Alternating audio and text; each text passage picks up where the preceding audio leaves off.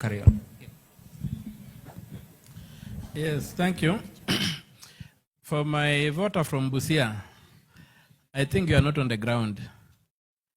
And if you are depending on the Auditor General's reports and reports of the EACC, you are totally lost. Those reports are heavily sanitized. I've engaged the Auditor General, I've rejected the reports on Busia. They don't reflect the reality on the ground. I'm pursuing 2.5 billion shillings lost from a budget of about 8 billion shillings, not 400 million. It's 2.5 billion that I'm pursuing. Right now I'm in court, 3 cases with the governor in court. If you are aware, I was stoned in Busia. Goons stoned me because I was trying to ask for documentation.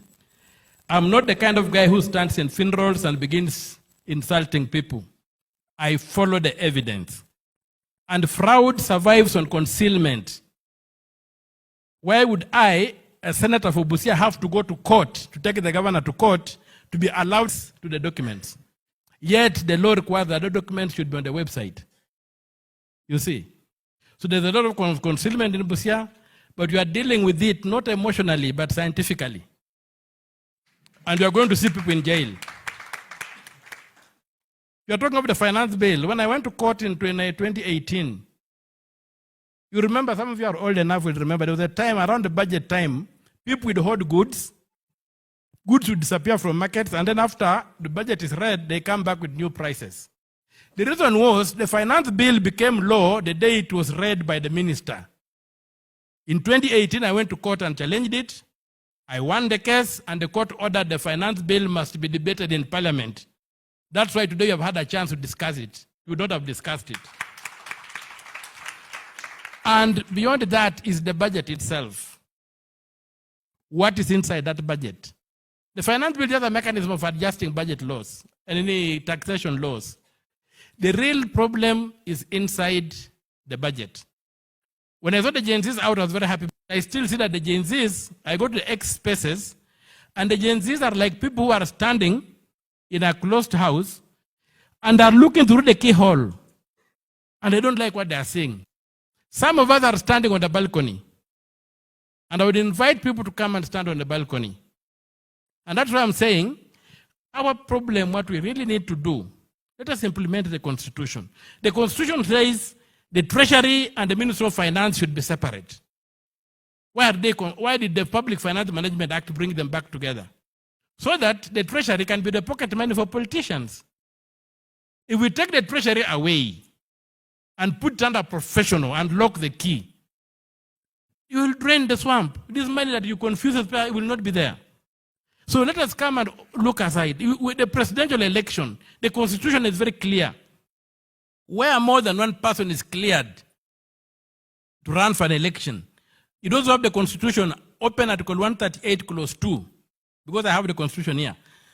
You will find it says where more than one candidate is cleared for an election, an election shall be held in each constituency. We need to have results from each constituency publicized. Where do we go to bombers? There's a returning officer in the constituency who should be able to determine that election there. We should know that in the Madara constituency, candidate A got this, candidate B got that. And then even the media will be able to call the election and say, even before it is declared, they will call the election and say, from the look of things, fulani ameanguka nayo. Sindio? But it's only the Kenyan election that you go and wait for days and days and days without even rejection. So, if we went down and said, okay, we are going to implement the Constitution and the presidential election will end at the constituency, and we will know the results, there will be no nonsense of saying who won, who did not win. When you come down to the Bill of Rights, let us implement it. Chapter 6, let us implement those things and demand that these things are done. The other question about the EACC, let us also implement the law on the EACC. The EACC is not supposed to be fighting crime in this country. The EACC is supposed to be enforcing a code of conduct. That is chapter 6. Supposed to see that people are reporting to work on good time, people are wearing clean clothes, people are behaving well. Crime busting must be given back to the police. Let people not go to perform catwalks in Integrity Center. Let them go and sleep on the floor of the house. There is something in this country called mischaracterization of crime. And the elite have succeeded to mischaracterize two very serious crimes in this country. One of them is what we call corruption. It's theft by servant. Theft by servant, and they should be arrested by the OCS and put in police cells and be made to sleep on the floor. Not to go and be given 3-course meals at the EACC. The other crime that has been mischaracterized in this country is robbery with violence concerning theft of livestock. We call it cattle rustling. We call it a cultural activity. But people are snatched property, people are killed. So that they can be snatched animals to come and sell them in Nairobi here. If we made that crime robbery with violence and told the police, we don't want to see robbery and violence in this area, these things will end. So what I played with you, let us get properly informed. And what I really need, and I'm happy that there have been some issues here that have come up, let us get properly informed. This kind of fora, I would like also some sections dedicated to expert work. Like if we were to sit here today and say we are going to do the audit of the public debt as a people today, we are going to do a people's audit of the public debt, and we list our debts from independence, and we see what have they done. And we apply the standard in Article 229, Clause 6, which says that we audit for lawfulness and we audit for effectiveness. All the loans that the IMF has given to the President Ruto, all the loans the IMF gave to President Uhuru, never went to Parliament. Why? The appropriations bill, why are they in that bill? Even the Eurobond, in the 2015 budget, go and check, it is not there. So why are we being burdened with these things? We have got a doctrine of odious debt that can empower us as a sovereign people to say we shall only pay what we consumed and what benefited us. If the money benefited a regime, then the regime should be meant to pay. Or if we pay it, we auction the owners of the regime to refund the state. Once we take that radical step, I'm telling you, there's nothing less than radical surgery in terms of the rule of law. Article 40, Clause 6 states very clearly, you have got no right to stolen property. Why are people moving around with stolen property? So let us go there, and we will be able to liberate our country. But let us first of all educate ourselves, and let us understand where the problem is. And if we implement this constitution, look at every clause and say, make sure it's implemented. Reject those who are saying that amended the law. There's no problem with the law. The problem is with the monkeys in the forest. Not with the forest.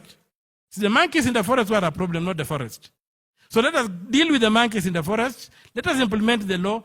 And those who have stolen, even Article 225, Clause 6, says if you are in office and public funds were lost, whether if you are a politician or as a civil servant, you are liable even if you are out of office.